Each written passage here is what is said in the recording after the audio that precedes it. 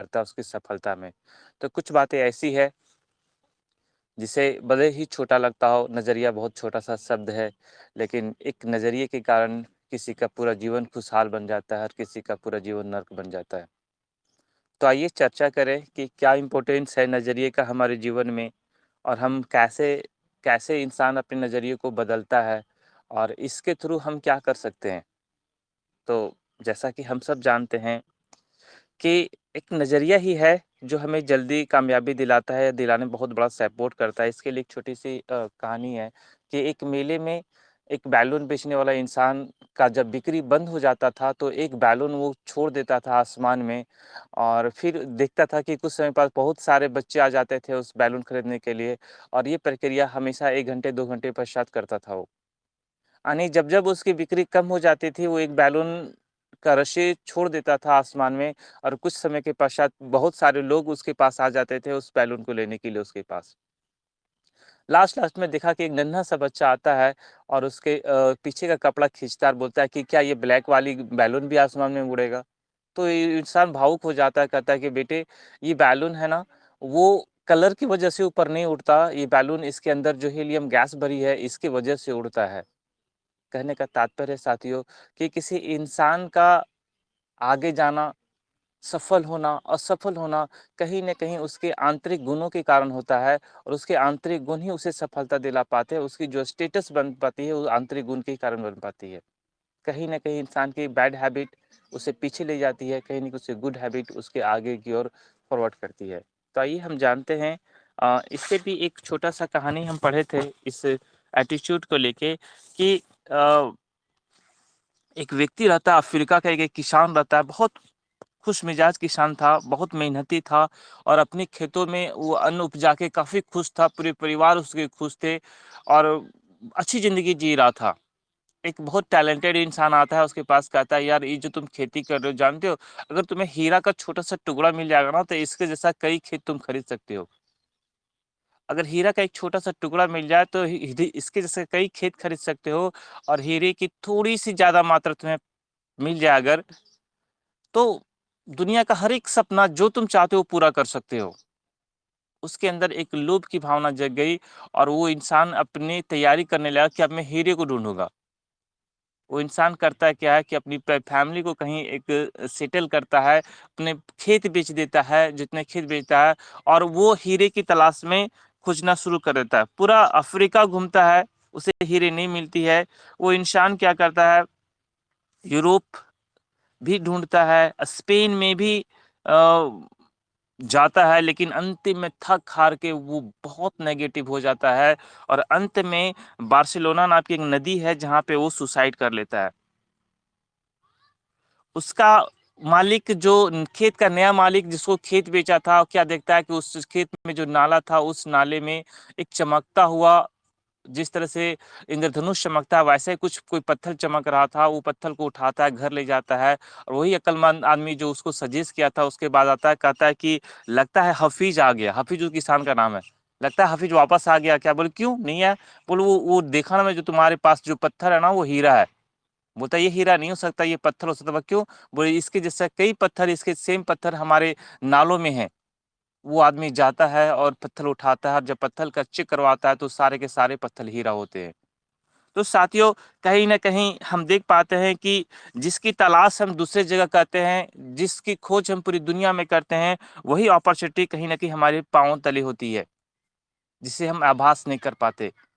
हमारे पास इतनी बड़ी अपॉर्च्युनिटी होती है जो हमारे काफ़ी नज़दीक होती है लेकिन हमारे नज़रिए की वजह से, हमारे सोचने के तरीके की वजह से हम उसे पहचान नहीं पाते हैं और उसे हम खो बैठते हैं।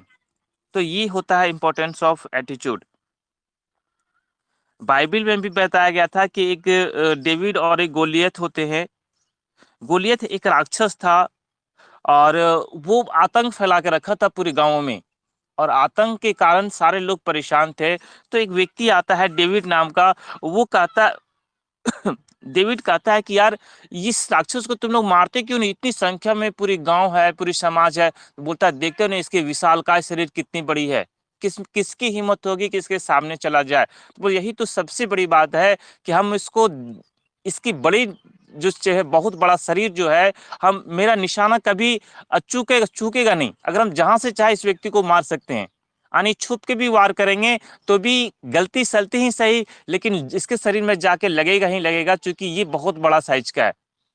और यही पॉजिटिव नजरिया उस व्यक्ति का, यानी वो डेविड का जो पॉजिटिव नजरिया लोगों ने अपनाया और अंत में वो राक्षस मारा गया। कहने का एक ही तात्पर्य था कि अगर हमारा नजरिया पॉजिटिव रहे, हम सकारात्मक तरीके से ढूंढे, तो कहीं भी हम बड़ी सफलता को हासिल कर सकते हैं। हम ये भी मान सकते हैं कि किसी ऑर्गेनाइजेशन में सक्सेस होने के लिए जो हमारा इंपॉर्टेंस होता है एटीट्यूड का, वो बहुत ही ज्यादा होता है। कुछ लोग जल्द कामयाब हो जाते हैं और कुछ लोग बहुत देर से होते हैं। इसका मुख्य कारण होता है उसका नजरिया, काम करने का तरीका। नजरिए के अनुसार काम करने के तरीके में बदलाव होती है। जो इंसान पॉजिटिव सोच लेता है, वो जद्दोजहद करके जैसे तैसे कुछ भी परिस्थिति हो, इन किन प्रकार वो अपनी सफलता को हासिल कर लेता है। लेकिन कुछ इंसान इतने विचाराधीन होते हैं, इतने तर्क पैदा करते हैं, इतनी विचार पैदा करते हैं, इतने सोचने में समय लगा देते हैं कि समय बीत जाता है। और सच बुझा जाए तो कोई काम करने का एक परफेक्ट समय होता है। राइट समय पे राइट एक्शन लिया जाए और सही तरीके से सफलता हासिल कर दिया जाए, तो ये बहुत बड़ी बात होती है। क्योंकि माहौल और मोमेंटम हर समय नहीं बनता।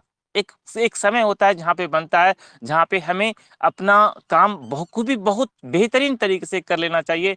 पता नहीं आने वाला समय कैसा हो, सिचुएशन कैसा हो, कोई नहीं कर सकता। ये बात सब कोई जानता है। और सच पूछा जाए तो हमें एक ऐसे लोग चाहिए सफल होने के लिए, जिसमें कहा जाता है टॉप क्वालिटी पीपल की जरूरत पड़ती है। हमें हमें टॉप क्वालिटी पीपल बनना पड़ेगा। और टॉप क्वालिटी पीपल बनाने के लिए हमें मेहनत करनी पड़ेगी। आज हम मीटिंग क्यों करते हैं, आज मॉर्निंग सेशन और इवनिंग सेशन क्यों चलता है, जानते हैं? मॉर्निंग और इवनिंग सेशन चलाने का एक मुख्य उद्देश्य है कि टॉप क्वालिटी पीपल बिल्ड करना। हर एक इंसान के अंदर गुणवत्ता होती है, हर इंसान के अंदर प्रतिभा होती है, लेकिन उस प्रतिभा को निखार के बाहर लाना, ये बहुत बड़ी बात होती है। और ये कब होगा, जब लोग अच्छे से सीख पाएंगे। यानी सारी खूबियों से भरे लोग होते हैं वही टॉप क्वालिटी वाले लोग होते हैं। यानी वे लोग जिसमें अच्छा चरित्र हो, ईमानदार हो, नैतिक मूल्यों को समझे और क्या बोलते हैं, सकारात्मक नजरिया रखने वाले होते हैं। क्योंकि हम नेगेटिव बातें आसानी तरीके से कर लेते हैं, लेकिन पॉजिटिव की गुणवत्ता को नहीं जान पाते हैं। हम ये नहीं समझ पाते हैं कि क्या होगा। हम एक कल्पना करना चाहेंगे। कल्पना क्या है, सही बात है कि आप देखिए जो हमारे पहले से कस्टमर केयर होते थे, कितनी शालीनता से बात करते हैं। हर बातें में प्लीज, थैंक यू, ये सब बातें, और चेहरे में जो मुस्कान होती है इतनी शालीनता भरी होती है कि हम कभी ये नहीं कर सकते कि झूठी मुस्कान है। तो कहीं ना कहीं वो नजरिया हमारे अंदर भी, वो वो सोचने का तरीका, वो फीलिंग करने का तरीका हमारे अंदर भी होना चाहिए। यानी इंसान को संपूर्णतावादी नजरिया रखना चाहिए, ताकि उससे काम करने में उसकी जरूरत अगर महसूस होती है, तो वो बड़ा काम कर सकता है। कुछ ऐसी चीजें हैं जैसे हम अपने नजरिए को तय कैसे करते हैं, या नजरिया का क्रिएशन कैसे होता है, पॉजिटिव एटीट्यूड बनता कैसे है। तो इसके ऊपर एक क्वेश्चन है कि क्या कोई इंसान नजरिए के साथ जन्म लेता है, क्वेश्चन है। आंसर निश्चित रूप से होगा नहीं। हमारा नजरिया किन चीजों से बनता है? अगर हमारे माहौल की वजह से हमारी जिंदगी के बारे में नजरिया नेगेटिव हो गया है, तो क्या हम उसे बदल सकते हैं? अगर मान लिया जाए कि मेरी माहौल नेगेटिव है, हमारा नजरिया भी नेगेटिव हो गया, तो क्या इस नजरिए को हम बदल सकते हैं? क्या हम अपने आप में बदलाव कर सकते हैं? अगर आंसर यस है, तो आइए थोड़ा सा और जानने का प्रयास करते हैं कि ऐसी कौन सी बातें हैं जो इंसान के नजरिए का क्रिएशन करता है, उसके नजरिए को बदल देता है। तो हमें ऐसा लगता है कि तीन ऐसी बातें हैं जिससे इंसान का पॉजिटिव एटीट्यूड क्रिएट होता है। पहला है माहौल, इन्वायरमेंट। माहौल को आप जानते ही होंगे, इन्वायरमेंट जैसा संगत वैसी रंगत। दूसरा होता है अनुभव, और तीसरा है शिक्षा। ये तीन बातें हैं, इन्वायरमेंट, एक्सपीरियंस एंड एजुकेशन। ये थर्ड तीन पॉइंट ऐसे हैं जिससे किसी इंसान का एटीट्यूड क्रिएट होता है। माहौल की बात किया जाए तो माहौल क्या है? हमारे घर का माहौल, हमारे पारिवारिक माहौल। अगर आप देखते हो कि बहुत ऐसी परिवार है जहाँ पे किचकिच किचकिच होते रहता है, हर एक बातों पे खींचातानी चला रहता है। हर एक छोटी-छोटी बातों पे लोग एक दूसरे के प्रति क्या संदेहास्पद बातें करना शुरू कर देते हैं, जिससे क्या होता है घर का माहौल नेगेटिव हो जाता है। तो घर, स्कूल, बच्चा जहाँ पढ़ता है वहाँ का एनवायरनमेंट कैसा है, वहाँ के टीचर्स कैसे हैं, उसका सर्कल कैसा है, ये डिपेंड करता है उसके नज़रिए पे। वो जिस काम को करता है उस काम में कितनी पॉजिटिव कितनी नेगेटिव बातें क्रिएशन होती है, ये मायने रखता है। मीडिया, सांस्कृतिक पृष्ठभूमि, धार्मिक पृष्ठभूमि, परंपराएं और मान्यताएं, सामाजिक माहौल और राजनीतिक माहौल, ये कुछ चीजें ऐसी है जिससे हम इंसान का एटीट्यूड क्रिएट होता है। ये मायने रखता है, राजनीतिक माहौल, सामाजिक माहौल, परंपरा तो बहुत मायने रखता है। कभी कभी हम कुछ ऐसी परंपरा को ढो रहे होते हैं जो रूढ़िवादी होती है, जहाँ पे तन्नी की भी ऐसी कोई बातें नहीं होती है जहाँ से हमें सकारात्मक बातें का अनुभव हो। तो ये भी कुछ है जहाँ से इंसान पॉजिटिव और नेगेटिव दोनों का क्रिएशन हो पाता है। हम ध्यान दें कि अगर हम मॉल में जाते हैं या किसी अच्छी जगह पे जाते हैं, तो जितनी वर्कर होते हैं कितनी शालीनता से बात करते हैं। यही बातें अगर आप एक लेबर से बात करें तो बड़ा अकड़न टाइप की बात करेंगे। तो कहीं न कहीं उस व्यक्ति, वो सेल्स का नज़रिया और एक लेबर का नज़रिया, दोनों नज़रिए में कितने ज़्यादा डिफरेंस हो गया और नज़रिए से उसका स्वभाव बदल गया। तो ये बातें होती है। और दूसरी चीज़ जो है वो एक्सपीरियंस है। हम सब जानते हैं कि संगत के प्रभाव से हमें अनुभव मिलता है और वो अनुभव हमें सीखने में, वो अनुभव हमें आगे बढ़ने में, अपने कार्यों में क्या बोलते हैं डिसीज़न लेने में हमें काफ़ी कोऑपरेट मिलता है। कभी न कभी ऐसा होता है कि जो लोग पास अनुभव कम होता है, वो जब कोई निर्णय लेना होता है तो वो किसी दूसरे से पूछ लेते हैं, बोले फ़ोन करके पूछ लेते हैं ये सही होगा या गलत। यानी डिसीज़न मेक करने का पावर उनके अंदर नहीं होता है। वो हमेशा डिसीजन एक दूसरे से पूछ के लेते हैं, तभी वो निर्णय लेते हैं। ये तुरंत ये कल्पना नहीं कर पाते ये हमारे लिए कितना पॉजिटिव होगा, कितना नेगेटिव होगा, और ये लगातार इस बात से परेशान भी रहते हैं। और अंत जो टॉपिक है वो है शिक्षा। हम सब जानते हैं कि आज हम सूचनाओं के सागर में गोते लगा रहे हैं। सच्च बात है, जितनी सारी मल्टीमीडिया चीज़ हमारे सामने है, जितने सारे ई-कॉमर्स प्लेटफ़ॉर्म हमारे सामने हैं, कहीं न कहीं हमें एक से एक सूचनाएँ हमारे पास आती है, तुरंत आती है, और इस सूचनाओं के सागर में हम कुछ चीज़ खो जाते हैं, वो है हमारे नैतिक मूल्य, नैतिक ज्ञान। और यही कारण है कि हम सागर में डुबकी तो लगा रहे हैं, लेकिन बहुत कुछ सीख नहीं पा रहे हैं। बहुत नेगेटिव बातें हमारे अंदर जा रही है, पॉज़िटिव का दब जा रही है। तो कहीं न कहीं सकारात्मक नज़रिया होने के बाद हमें हमें बेनिफिट क्या होता है? अगर कोई इंसान पॉज़िटिव एटीट्यूड रखता है तो उसके बेनिफिट क्या मिलते हैं? बेनिफिट में अगर कुछ बातें हैं तो वो है, वो इंसान हमेशा आपको खुशमिजाज मिलेगा।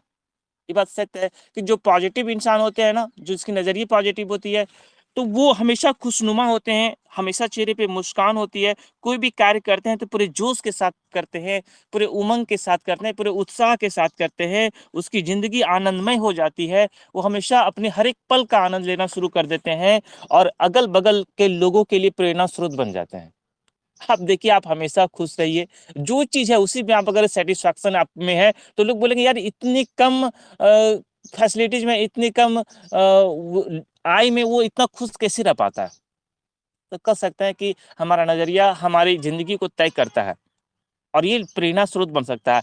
आप समाज में महत्वपूर्ण योगदान देने वाले सदस्य बन जाते हैं। आप कह सकते हैं कि आप एक राष्ट्र संपत्ति बन गए। अगर आपकी नज़रिया पॉजिटिव है, तो राष्ट्र का एक अमूल्य संपत्ति आप हैं, जिससे लोग आपको देख के एक कुछ अच्छे गुण को विकसित कर पाता है। तो ये कब पैदा होगा? जब ये आपकी नज़रिया में बदलाव होगा। नज़रिए का बदलाव करने के लिए एक बेहतर एनवायरनमेंट का क्रिएशन करना बहुत ज़रूरी होता है। और बात किया जाए कि हमारे बेहतर नज़रिए से हमारे टीम पे, हमारे ये सिस्टम पे क्या फ़र्क पड़ेगा, तो हमारी टीम पावर बढ़ जाएगी, हमारी टीम बड़ी हो सकती है, टीम भावनाएँ विकसित होगी, टीम भावना कोऑपरेट करने की भावना भी, समस्याओं का हल ऑटोमैटिक हो जाएगा, आपकी गुणवत्ता बढ़ जाएगी, आप माहौल के मुताबिक आप बन जाएँगे, आपके अंदर ईमानदारी बढ़ जाएगा, आपका लोगों के साथ संबंध है वो काफ़ी मजबूत हो जाएगा, आपके अंदर तनाव कम होगा, आप डिप्रेस नहीं होंगे और आपका हेल्थ बेहतर होगा। ये पॉजिटिव नज़रिए के फ़ायदे हैं और ऑर्गेनाइज़ेशन में भी आपको ये बहुत बड़ी बेनिफिट मिल जाएगी। परिवार में बहुत बड़ा फ़ायदा मिल सकता है। नेगेटिव एटीट्यूड लोगों में क्या बातें हो सकती है, क्या उसके साथ नेगेटिव हो सकती है, इसकी मैं चर्चा भी करना चाहूंगा। उसके रिलेशनशिप कभी किसी के साथ स्ट्रांग नहीं होते। जिसकी नजरिया नेगेटिव होती है, उसका रिलेशनशिप दोस्तों के साथ हमेशा कमजोरी होता है। लोग उससे नाराज रहते हैं, उसकी जिंदगी बेमकसद दर होती है, मतलब उसका लाइफ में कोई टारगेट नहीं बन पाता, सही टारगेट नहीं बन पाता है। उनकी सेहत हमेशा खराब रहती है। ये सबसे बड़ी बात है। हम अगर जानते हैं कि अगर दुनिया के सबसे अमूल्य रत्न कोई है तो वो है हमारा स्वस्थ रहना। अगर आप स्वस्थ हैं तो दुनिया का सबसे खुशनसीब इंसान आप हैं। और हमेशा नेगेटिव सोच वाले लोग, हमेशा उनकी सेहत हमेशा खराब रहती है। खुद के लिए और दूसरे के लिए, जो नेगेटिव वाले होते हैं, खुद के लिए और दूसरे के लिए भी तनाव पैदा करते हैं। वो प्रेरणा के स्रोत नहीं, तनाव ही पैदा करेंगे सोसाइटी में। तो ये नेगेटिव विचारधारा वाले होते हैं। तो हम ये भी सोच सकते हैं कि अपने नकारात्मक नजरिए होने के बावजूद भी लोग बदलाव क्यों नहीं करते हैं। प्रश्न उठता है माइंड में कि आखिर हम जानते हैं कि हम नेगेटिव हैं, हमें नुकसान हो रहा है, फिर बदलना क्यों नहीं चाहते। तो बदलना नहीं करने का एक कारण है कि इंसान का स्वभाव है कि आमतौर पे इंसान बदलाव विरोधी होता है। जब उम्र बढ़ जाती है ना, तो अपने आप को बदलाव करना ही नहीं चाहता। अकड़ पैदा हो जाती है उसके अंदर, मैं जैसा हूँ वैसे ही ठीक हूँ, मेरी जिंदगी तो कट गई, आधा तो कट गई, आधे काटनी है ना, मैं उसे जैसे तैसे काट लूंगा, मुझे नहीं बदलना, मुझे नहीं करना, मुझे बदलाव नहीं करना इसमें। यानी उसकी बदलाव, उसके फायदे के लिए बदलाव तकलीफदेह होती है, उसे तकलीफ लगता है, दिक्कत होती है, परेशानियां होती है। कई बार वो इंसान अपने नेगेटिविटी के जीने में इतना आराम महसूस करने लगता है कि अच्छी जिंदगी के लिए वो बदलाव को स्वीकार नहीं करता है। अगर हमारा नजरिया नेगेटिव होता है तो हमारी जिंदगी जो है वो निश्चित सीमाओं में कैद हो जाती है। इस प्रकार नजरिए से एक सीमित कामयाबी भी मिल पाती है। और हम बड़ा अवसर, मतलब कोई भी अवसर को हम बड़े अच्छे नजरिए से नहीं देख पाते हैं।